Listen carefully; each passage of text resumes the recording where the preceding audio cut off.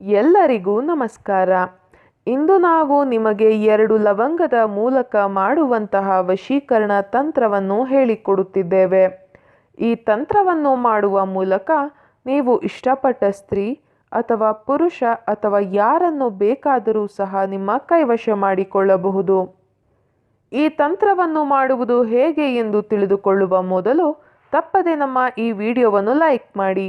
ಹಾಗೂ ನೀವಿನ್ನೂ ನಮ್ಮ ಚಾನಲನ್ನು ಸಬ್ಸ್ಕ್ರೈಬ್ ಮಾಡಿಲ್ಲ ಅಂದರೆ ಈ ಕೂಡಲೇ ಸಬ್ಸ್ಕ್ರೈಬ್ ಬಟನ್ ಮೇಲೆ ಕ್ಲಿಕ್ ಮಾಡಿ ಮತ್ತು ಪಕ್ಕದಲ್ಲೇ ಬರೋ ಬೆಲ್ ಐಕಾನ್ ಮೇಲೆ ಕೂಡ ಕ್ಲಿಕ್ ಮಾಡಿ. ಮೊದಲಿಗೆ 1 ಲವಂಗವನ್ನು ನಿಮ್ಮ ಕೈಯಲ್ಲಿ ಹಿಡಿದುಕೊಂಡು ನೀವು ಯಾರನ್ನು ನಿಮ್ಮ ಕೈವಶ ಮಾಡಿಕೊಳ್ಳಬೇಕು ಅಂತ ಇರ್ತೀರಾ ಅವರು ಸಂಪೂರ್ಣವಾಗಿ ನಿಮ್ಮ ವಶವಾಗಲಿ ಎಂಬ ಸಂಕಲ್ಪವನ್ನು ಮಾಡುತ್ತಾ ಚಾಕುವಿನ ಸಹಾಯದಿಂದ ಅಥವಾ ಕತ್ತರಿಯ ಸಹಾಯದಿಂದ ಆ ಲವಂಗವನ್ನು ಕಟ್ ಮಾಡಬೇಕು.